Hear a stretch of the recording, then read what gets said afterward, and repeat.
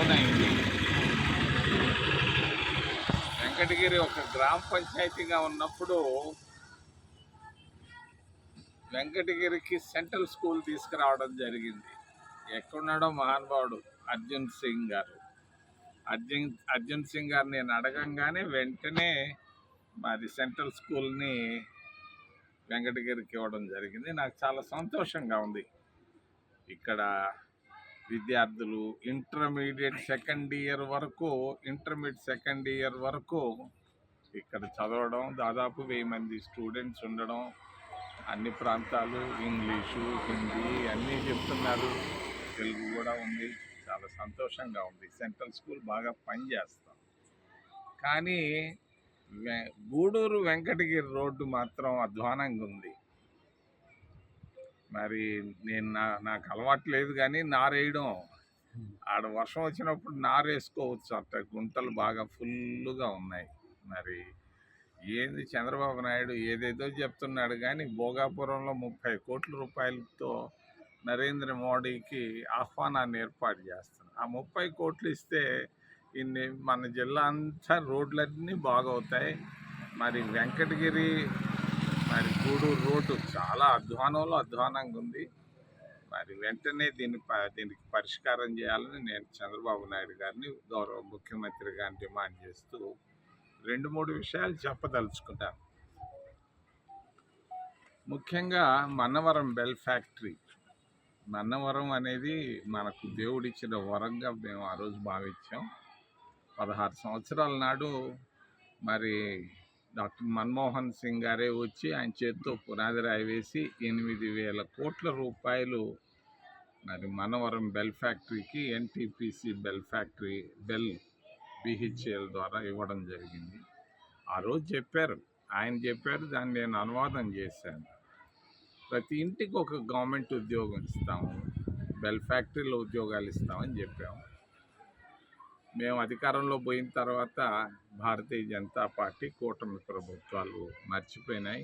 ఈ ప్రాంతానికి జరిగినటువంటి ద్రోహం చెప్పక తప్పదు. రెండవది, అదే రోజు పునాది రాయి వేశారు అక్కడ అంతర్జాతీయ విమానాశ్రయాన్ని అమ్ముకోవాలని చూస్తూ ఉంది భారతదేశ ప్రభుత్వం. మరి ఎవరికి అమ్ముకోవాలని చూస్తుంది? ఒక పనికి మాలిన ఒక అదానికి ఆయనకు అమ్ముకోవాలని చూస్తుంది. ఇదే ఈరోజు ఉన్నటువంటి దేశ పరిస్థితి. తిరుపతి అంతర్జాతీయ విమానాశ్రయం విషయంలో ఏమాత్రం జోక్యం చేసుకున్న కేంద్ర రాష్ట్ర ప్రభుత్వాలకి మంచి జరగదని తెలియజేస్తూ, మూడో విషయం రాజధాని నగరం. ఒక ఆయన మావిగన్ అంటున్నాడు, ఇంకొక ఆయన తుళ్ళూరు అంటున్నాడు. నేను మాత్రం ఖండితంగా వెంకటగిరి నుంచి చెప్పబోతున్నాను జరగబోయేటువంటి భవిష్యత్తు. ఆయన బ్రహ్మేంద్ర స్వామి గారు చెప్పారు, ఆయన కాలజ్ఞానంలో రాసి ఉన్నాడు, తిరుపతి రాజధాని నగరం అవుతుంది, అయి తీరుతుంది అని ఆయన రాసి ఉన్నాడు. 300 సంవత్సరాలు నాకు రాశాడు. ఆయన మాట పైన నాకు నమ్మకం ఉంది.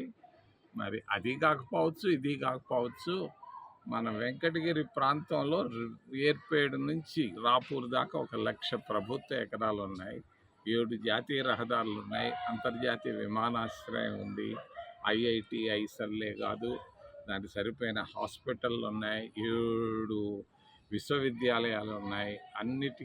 అందరికీ ఆమోదయోగ్యమైనటువంటి ప్రాంతం తిరుపతి.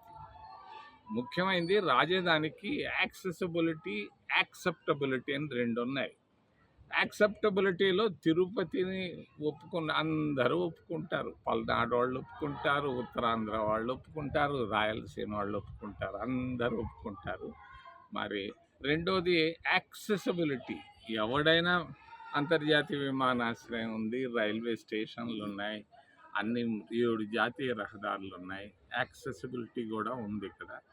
మరి చంద్రబాబు నాయుడు ఎందుకు అక్కడికి వెళ్ళాడో నాకు తెలీదు, జగన్ బాబు అక్కడికి ఎందుకు వెళ్ళాడో తెలీదు. రాయలసీమ ప్రాంతంలో మరి ఇక్కడ నుంచి రాపూర్ నుంచి ఏర్పేడు దాకా ఉన్నటువంటి భూముల్లోనే రాజధాని వస్తుందని నా నమ్మకం. కారణం వీరబ్రహ్మేంద్ర స్వామి గారు. రాబోయే 5 సంవత్సరాల్లో దేశ రాజకీయాలు మారబోతున్నాయని తెలియజేస్తూ ఏదైనా ప్రశ్నలు ఉంటే అడగమని మిమ్మల్ని చేతులెత్తి ప్రార్థిస్తున్నాను.